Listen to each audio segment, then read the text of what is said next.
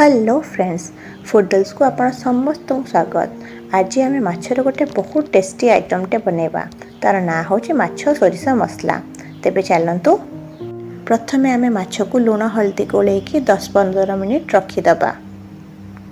तापर आम कड़े बसैबा और से तेल गरम करवा। तेल भल भाव गरम हो आसिले से माछ पीस गुड़िक पकेबा। मन रखिए तेल भल भाव गरम है ही आपण माछ पकेबे, नहले माछर स्किन बाहरी जाए। माछ पकेला परे आपण सांगे सांगे ताकू केबे भी उल्टेबेनी, उल्टेले माछ पीस गुड़िक भांगी जाए। सबू पीस पकेला परे आपण घोड़े देबे और किछि समय छाड़ी देबे। किछि समय परे आपण माछ को भल भाव एपट सेपट करिक गोल्डन ब्राउन हेबा पर्यंत भाजी नेबे। एही परि भाबरे आपण सबू माछ को भाजिकी प्लेट को काढिकी रखिदेबे।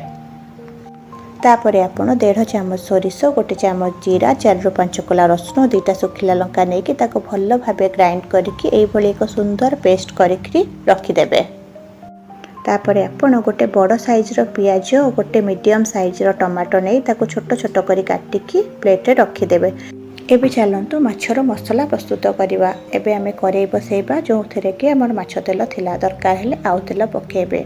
तेल गरम हैला परे सेथिरे पके देबे पियाज को लाइट ब्राउन हैला पर्यंत आपण भाजिबे। पियाज भाजिला बेले मन रखिबे गैस रो फ्लेम जेमती हाई रे थिबो।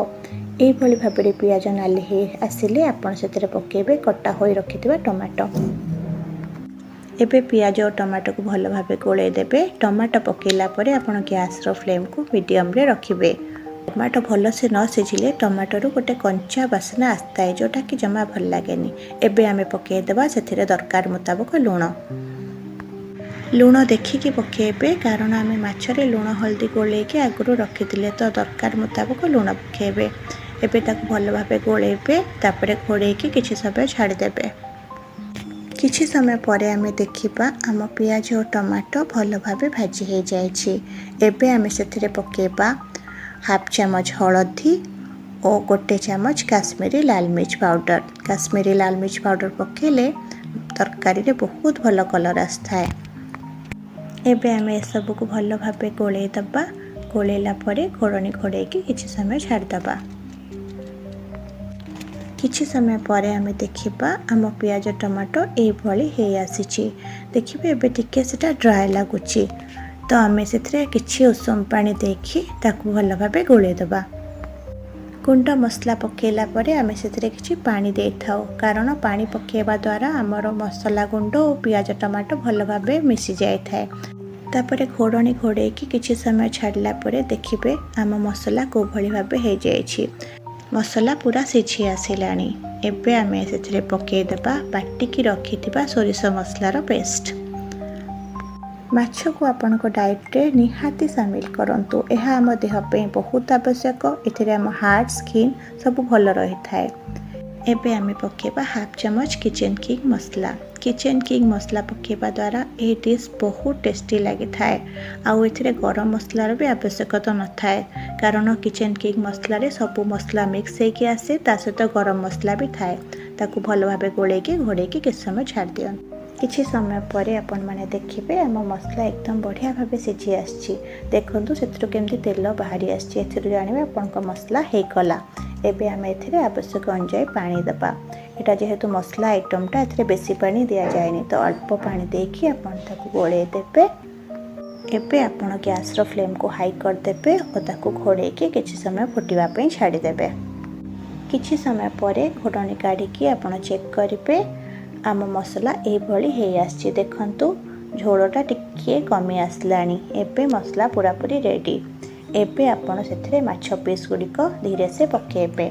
लोहा कड़िका रखिकी पकेबे, कारण एटा ऊपर को छिटिकिबो, तो सावधानी सहित पकेबे। माछरे बहुत मात्रा रे विटामिन्स और प्रोटीन रही थाए। जो माने प्रेग्नेंट अछंती सेमानकु निहाती माछ खाइबा को दियंतु। माछ खाइबा द्वारा तांको बेबी मानकर ब्रेन डेवलपमेंट बहुत भल भाबे हे थाए। तो माछ खाइले सेमानकर देह भल रहिबो और तांको बेबी भी भल भाबे ग्रो करिबो। एई परि भाबरे आपण माछ को मसला सहित गोळैकी घोड़ैकी किछि समय छाड़ी देबे। किछि समय छाड़िला परे आपण देखिबे आम माछर गोटे पट साइड भल भाबे हेई आसलानी। तो आर पट साइड को आपण धीरे से उल्टे देबे। आर पट साइड रे मसला भल भाबे भिजी जिबा पाई धीरे से करिवे, नहले माछ भांगी जिवो। ए भली भाबे करिखि ताकू पुणी घोड़ेकी आउ किछि समय छाड़ी देबे।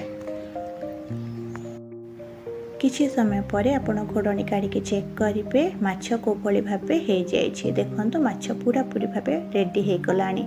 एतिकी ही झोल रखिबे, अधिका झोल रखिले सेटा भल लागिबनी। तापर धनिया पत्र पके देबे। एबे आपणको माछ सोरिष मसला पूरा पूरी भाबे रेडी हे जाइछि। एबे गैस रो फ्लेम बंद करिवे और ताकू घोड़ेकी किछि समय दम देबा पे छाड़ी देबे। एही भली किछि धनिया पत्र देकी आपण माछ को सर्व करिवे। एही माछ पखाल और गरम भात सहित बहुत टेस्ट लागि थाए। आम चैनल को लाइक शेयर सब्सक्राइब श्योर करिवे।